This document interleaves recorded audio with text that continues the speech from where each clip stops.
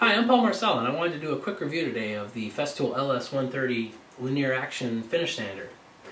Now, this sander is, I guess, another one of those sanders that's a little bit low on the radar when it comes to Festool. There's always the Rotexes that take a lot of the glory, but this sander is actually one that I use pretty often when I'm doing anything that has a lot of rails and styles. It's a linear action only sander, so you wouldn't want to cross the grain with it. Just in a way, this is very much like you with a hand sanding block, just sanding linearly like you would when you're finishing, but it lets you get it done a little bit faster. So I tend to do it on rail and style work. I'll use the DTS 400 through most of the grits until I get it all done, and then I'll go one final pass. Say if I went up to 180 with the DTS 400, I'll hit it with 180 on the linear action, just to make sure that I've got all those scratch marks gone. Now, this sander isn't very aggressive. It's intended to be a finish sander. It does have a couple of unique features, one of which is that this base is changeable. Now, this base here is the standard base that comes with it. It actually takes the same paper as the RTS 400, so if you have the RTS 400, you can share abrasives between the two models, which is definitely handy. The way this bottom comes out is it's just spring-loaded on a couple of simple clips, so just press down and pop that off. Now, this base just has some simple little hooks on there that'll attach to the base, but what this allows you to do is, besides, of course, replace this one if you ding it up, is that they have a number of other profiles available. This one comes with the sander. It's a 90-degree base. This one comes with it as well, but this is the extra one. What this allows you to do is it would allow you to get into, say, a corner. So if I wanted to sand my fog tainers here, I would just put them up against the corner, and it would be sanding both portions of this corner. Now, that might be useful for certain corners, but what's more impressive is that there's a variety of these bases that are available that have different radii curves on them. So if you're cleaning out the insides of a cove, typically that becomes a very laborious hand sanding task. You can at least now incorporate this sander into the mix and get it done a little bit faster.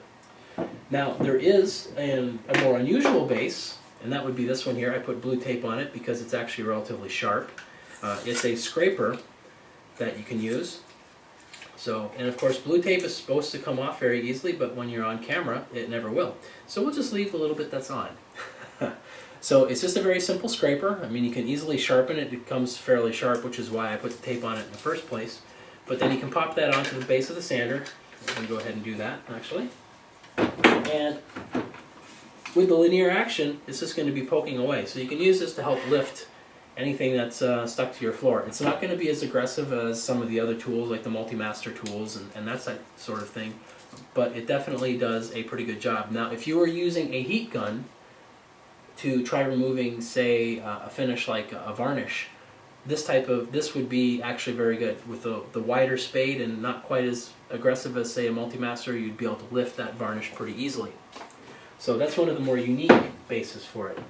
Although when it comes to sanding bases, there is one other one that's pretty unique. I do not have one, but I can explain it a little bit.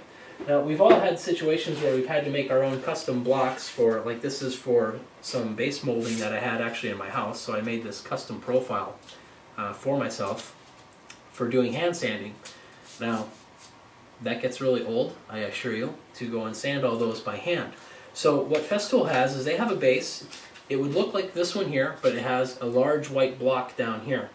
And the intention is that you would take, say, very much the same way that you create one of your own blocks, you would take the material that you're creating the profile off of, you take the sandpaper, this one's actually kind of adhered now, but you would drape the sandpaper, grit up, and then you would take that block with the sander and you would just sand down until that white block has been abraded down to the point where it's an exact match of the profile with the sandpaper there. At that point there, you would use a small adhesive that comes with the kit, put it onto that base, and then you would take any of these papers and you'd put it on there, and now it's a profile match to that piece that you used to make the profile from. So it would be a very quick operation to be even on site. If you had a couple of those blocks tossed in your van and you needed to do some sanding on some of the work that you're doing on a finishing job site, that you would be able to create the profile on the spot, harden it with the adhesive, put the paper on there, and go. So that would be a very nice one. It would have been exceptional when I had to do this by hand, but I did not have it. So Of course, like all Festools, it has a dust collection port on the end. This one works with the regular D27 tool hose.